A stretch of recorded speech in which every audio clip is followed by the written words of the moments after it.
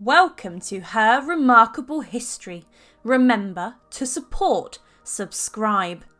The barbaric and savage execution of Margaret Clitherow, the Pearl of York. Margaret was born in 1556 and she had an ordinary upbringing. She was the daughter of the Sheriff of York and churchwarden of St Martin's Church on Coney Street, a church that can still be found in York today. Her maiden name was Margaret Middleton, and Margaret would have been associated with Protestantism as a child through her observation of state religion. The English Reformation of religion was a time of great turmoil, and this is when the country split in half. One side was the new Protestant religion under Henry VIII, and the other remained Catholic. It was brutal. Monasteries were dissolved and priests were murdered, as well as heretics being burnt at the stake. Margaret would become a Catholic that eventually lost her life in the name of Catholicism. But it wasn't until the 1570s when Margaret converted to Catholicism, something done by the wife of a famous doctor, a very prominent Catholic in York.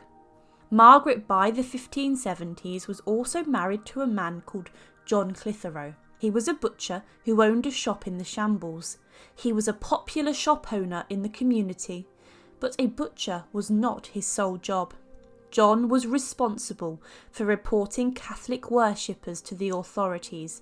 In line with the new religious settlement in Elizabeth I's reign, the authorities were Protestants, and Elizabeth was very strict on religious policies. Queen Elizabeth was in a lot of danger during the 1570s and 1580s. There were numerous plots against her, and most alarming were four that focused solely on replacing her on the throne with the Catholic Mary Queen of Scots. John's reporting of Catholics would have undoubtedly caused a rift in Margaret's and his marriage, especially because Margaret began to undermine the powers that be. She went against the religion of the country by becoming a non-church attender, something that was a serious crime in the new Church of England, and something that was punishable by a fine of 12 pennies. John would then be the person responsible, as Margaret's husband, to ensure those fines were paid. In the year 1577, Margaret would find herself getting arrested for not attending church. After this, she was arrested a further 2 times, and the latter she would spend around 2 years in jail at York Castle. Margaret would then go on to commit more crimes. She learnt how to speak and read Latin so that she could deliver Latin services, something that was illegal under the new Protestant settlement. She then went on to learn about the persecutions of Catholics, and she found this incredibly disturbing and upsetting. She even made a pilgrimage to the gallows at Tyburn, because in 1582 to 1583 5 priests were hung as heretics, and she wanted to pay homage to them. Margaret was lucky up until this point. She had managed to escape death, unlike many other Catholics who were persecuted and executed for heresy. But her downfall came when she was convicted for helping to hide key Catholic figures and priests. It's now important to talk about priest holes. Many noble families during this time would enable a priest to hide among them by building holes in their home for them to hide in during searches and raids. They would hide them in secret compartments or tunnels that they have built in their homes, or they would simply make up new identities and refer to them as the family's tutor or teacher. It was proven to be a good and effective way to conceal the underground Catholic worship, but nobility could do this because they had the funds and the resources. Margaret, however, was merely middle class. Although she had some funds, she lacked the privacy that enabled those of the higher class to execute the concealment well. Margaret, however, did have a secret wall which she hid behind a cupboard. There she had priest vestments and bread and wine for communion, something that was extremely illegal to have and highly dangerous to be caught with. A person could be in serious danger if the authorities found out they had such items. It was also extra difficult for Margaret to assist in the hiding of priests, as her husband's role meant he needed to report Catholic worshippers, and this was a dangerous game to play. Margaret's luck ran out, and her secret was no longer a secret. A young boy pointed out the wall during a raid, and the items were found in 1586. It is also believed that Margaret provided 2 chambers and rented out a house further away that was used to help hide priests. Then Margaret was arrested for harbouring and hiding priests, a criminal offence that was in line with the Act of Parliament in 1581, punishable by death. Margaret's trial was to be held in the courts of York, and she was to be tried for harbouring priests, but she refused to plea, and this act in itself prevented the trial being able to take place. A little fact about refusing to enter a plea in the Tudor era meant that by doing so, the family of the accused are saved from having to testify, and they are also saved from having to endure torture to obtain a statement that meets up to the standards of what the court are looking for. By doing this, Margaret protected her children and saved them from being subjected to horrendous and brutal torture. It also prevented her family being stripped of their lands and money. But the judges were desperate to get Margaret to enter a plea and stand trial in front of a jury. They told her that she would be killed if she continued to defy them. But Margaret was strong-headed and stubborn.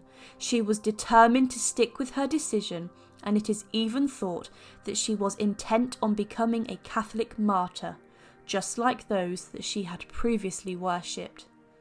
Now Margaret sacrificed so much. She was such an incredibly brave woman who saved her friends and husband from being implicated in her crimes by not entering a plea. Margaret then, with no trial, was sentenced to death for her crimes, but that is not the worst of it all. The evil and heinous acts that follows show the true horror. Margaret was pregnant with her 4th child when she was led to her death on the 25th of March in 1586, and it was one of the most barbaric and evil executions of the time. She was led to her death on Tolbooth on Newsbridge, and she was sentenced to be crushed by her own door, a punishment that had actually been around for many years. This was a standard way to force an individual to plead either guilty or not guilty. Margaret, pregnant and scared, was then forced to strip down and was blindfolded. She was laid down on top of a sharp rock that would have been the size of a man's fist, and then the door from her home was placed on top of her. The rock would have jabbed her in the back and spine. Then weights, weighing a total of around 800 to 900 pounds, were placed onto the door, and Margaret's spine snapped and her back broke from the weight that was crushing her helpless body. She then, laying there in pain and agonising suffering, didn't die immediately from her injuries. Poor Margaret took around 15 minutes to succumb and pass away. But the brutality did not stop there. To ensure she had died, the executioners left her body, still being crushed, for around 6 to 8 hours. This also served as a warning to others who dared commit the crimes that she did. The consequence of staying true to one's beliefs were that of sheer nightmares, and after 6 to 8 hours, the weights that crushed the life out of poor Margaret Clitherow were removed. Margaret left behind 3 children and her husband. One of her children grew up to leave England and train as a priest before becoming a missionary. Now Elizabeth I, whose religious settlement led to the atrocious treatment and killing of poor Margaret, was appalled and disgusted by what had happened.